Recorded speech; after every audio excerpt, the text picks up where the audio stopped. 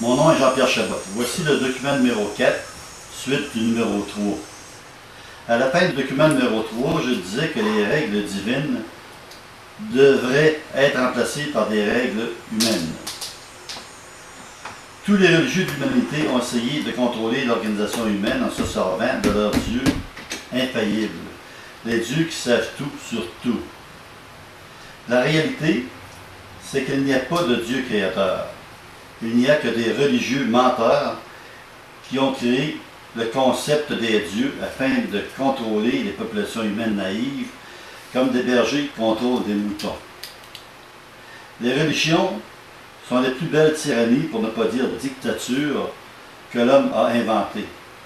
Ce sont des dictateurs car les ordres de Dieu ne peuvent pas être contestés. Alors, les religieux qui représentent les pseudo-dieux sont en réalité des dictateurs. Les intellectuels spécialisés dans l'étude des comportements humains, jusqu'à maintenant, sont très timides.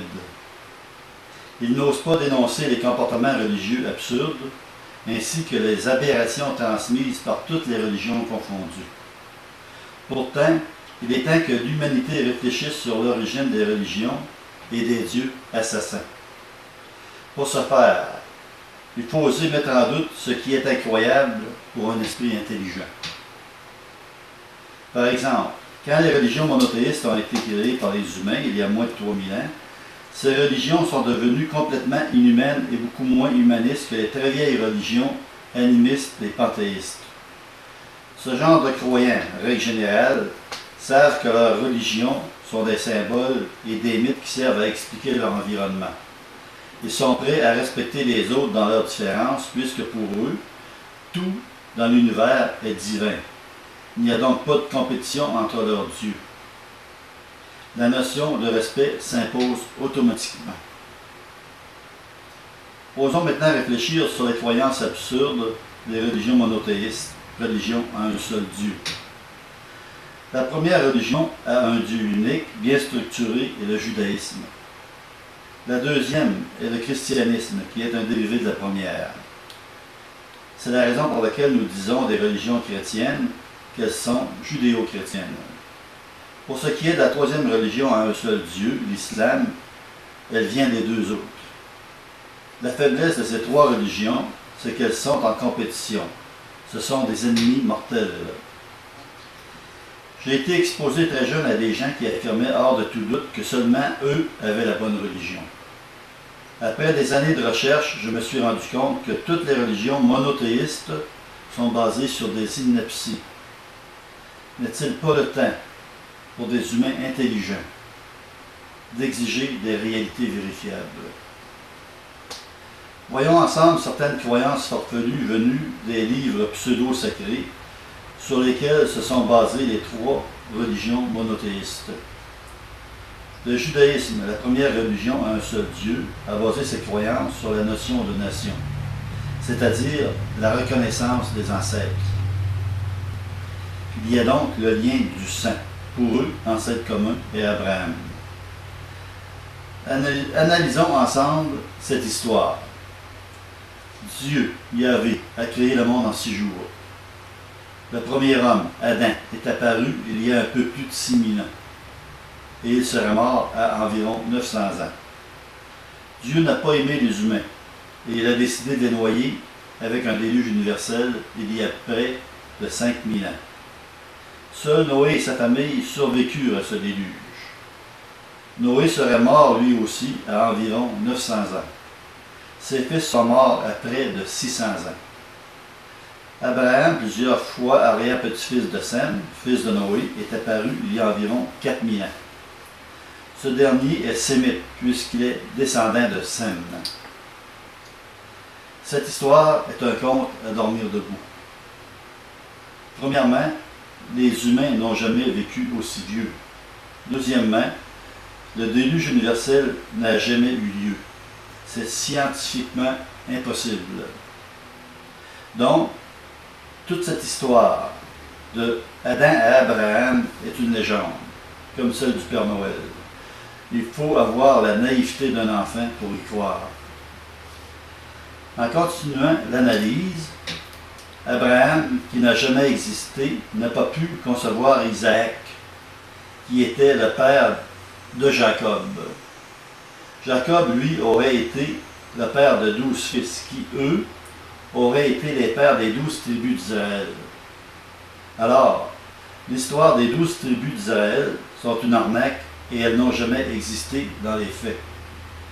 C'est une fable qui a été inventée pour structurer la notion de nation, ce qui est un genre de culte des ancêtres. Imaginez l'impact psychologique que nous disons à un humain, plutôt naïf, qui est plusieurs fois arrière-petit-fils d'un aïeul divinisé. La notion de nation est créée et cet humain se croit invincible avec sa gang. C'est ce qui se passe avec le judaïsme. Alors, les deux autres religions monothéistes basent leur croyance sur les mêmes mythes. En partant de ce fait, l'ensemble des croyances religieuses à un Dieu unique sont des fables. Il faut en prendre conscience, car ces histoires farfelues sont en train de préparer une guerre mondiale. Les Juifs veulent expulser leurs ennemis des terres de Canaan parce qu'un Dieu qui n'existe pas a donné la Palestine à un homme qui n'existe pas. Le christianisme et l'islam se basent sur ces mêmes contes et chacun est prêt à mourir pour ses croyances. Que les hommes sont stupides. Il est temps que les grands croyants se remettent en question. Ici au Québec, nous l'avons fait en partie. Si nous avons réussi, d'autres peuvent le faire aussi. Il suffit de ne plus fréquenter les dieux, c'est-à-dire les religieux, manipulateurs de tout acabit. Le but de l'univers est de développer la conscience, et la conscience ne se développe pas avec les dogmes religieux. Elle se développe chez les individus libres ayant la capacité de réfléchir par eux-mêmes. Toutes les religions de l'humanité empêchent les croyants d'avoir une autonomie intellectuelle. Ils sont obligés d'obéir à l'imam, au pasteur et au rabbin. Ils sont encadrés dans un système dictatorial qui les empêche de vivre une liberté individuelle.